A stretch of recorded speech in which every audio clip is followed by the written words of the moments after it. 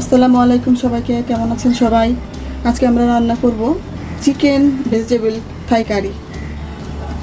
তৈরি করতে যা যা লাগবে, এখানে আমি চিচিঙ্গা নিয়েছি অর্ধেক, তারপর অর্ধেক গাজর নিয়েছি, ছোট একটি আলু, সব কিন্তু একই রকম করে নিয়েছি এবং পরিমাণ হবে একই রকমের।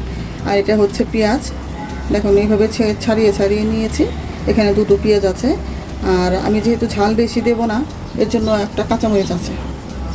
এছাড়াও আরও আছে মশলা, এটা হচ্ছে জিরে গুঁড়ো, আর এটা হচ্ছে গরম মশলা। গরম মশলা বলতে একটু সাদা গোলমরিচ, কালো গোলমরিচ 3-4টা করে, তেজপাতা, রসুন কুচি, আদা কুচি, লবণ। এ পর্যায়ে আমি এখানে একটা মরিচ কেটে রেখেছি যদি লাগে, যেহেতু এটার মধ্যে ঝাল বেশি হবে না।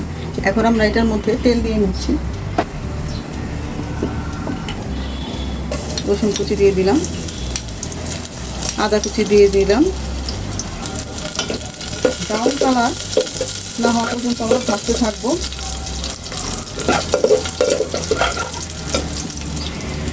এর মধ্যে দিয়ে দিব আমরা মুরগির মাংস। মুরগির মাংসগুলো কিন্তু সাইজ বেশি বড় না, ছোট ছোট হবে, সুন্দর করে কেটে ধুয়ে রেখেছি আমি। একটু ভাজা ভাজা হবে। সঙ্গে আমরা 1 চা চামচ আদা রসুনের পেস্ট দিব। আদা রসুন আমি একসঙ্গে পেস্ট করে রেখেছি। এখন আমরা এটাকে ঢেকে দিব। এখন দেখব মাংসগুলো কেমন হয়েছে। আমি আরেক চুলায় গরম পানি বসিয়ে দিলাম। এখন এর মধ্যে আমরা একে একে সবজিগুলো দিয়ে দিব। প্রথমে আলু দিচ্ছি, চিচিঙ্গা, গাজর, একটা কাঁচামরিচ কুচি দিয়ে দিলাম। পেঁয়াজ কুচিটা আমরা পরে দিব। একটু পানি অ্যাড করব।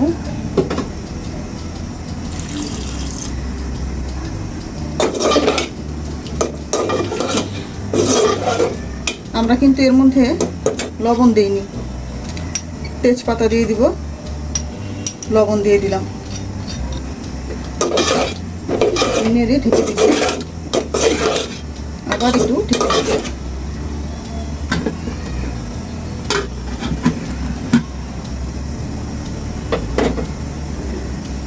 কি অবস্থা দেখে নিচ্ছি। এই পর্যায়ে আমরা দিব,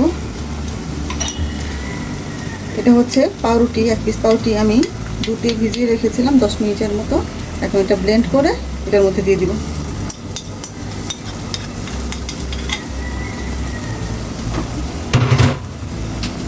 দিয়ে দিলাম গরম মশলা গুঁড়ো, খুবই সামান্য, আর এটা হচ্ছে জিরে গুঁড়ো।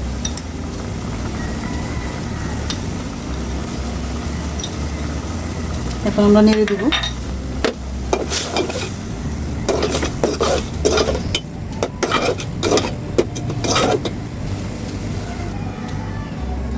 দুই 3 মিনিট পরে দেখে নিই কি অবস্থা। এখন এটার মধ্যে পেঁয়াজগুলো দিয়ে দিলাম, তারপর পানি অ্যাড করে ফেলবো এটার মধ্যে। এখন দিব গরম পানি সেদ্ধ হওয়ার জন্য।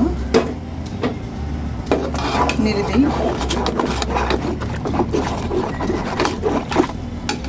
এখন আমরা এটার মধ্যে দিব 1 চামচ চিনি।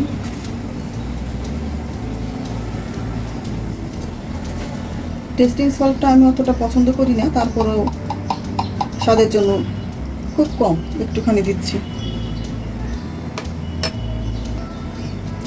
আর দিব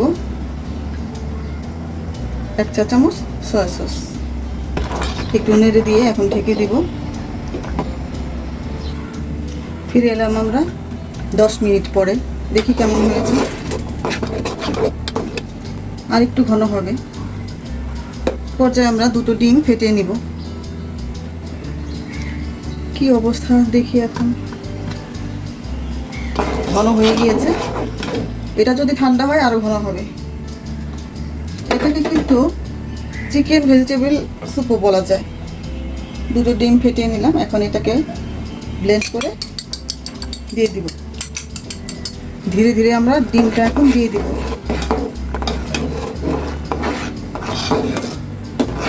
দেখুন এই চামচ দিয়ে নাড়বো, আর দিব না। ডিমটা কিন্তু একবারে দেওয়া যাবে না, এইভাবে দিতে হবে।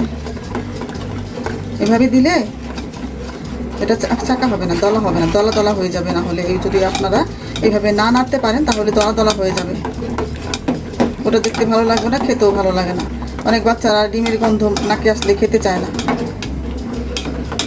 তারপর এটার মধ্যে আমরা এই মশলাটা আমি খুবই সামান্য দিব, কেটে একটু দিয়ে দিই, শুধু একটু টেস্ট বাড়ানোর জন্য, আর কিছুই না। সব শেষে আমরা একটুখানি ঘি দিয়ে নিব। বাড়িতে অসুস্থ রোগী যারা আছে তাদের জন্য কিন্তু এটা বেস্ট খাবার। হয়ে গেল আমার চিকেন ভেজিটেবল থাই কারি অথবা স্যুপ। তো ঠিক আছে বন্ধুরা, আবার চলে আসবো পরের ভিডিওতে, সেই পর্যন্ত সঙ্গে থাকবেন।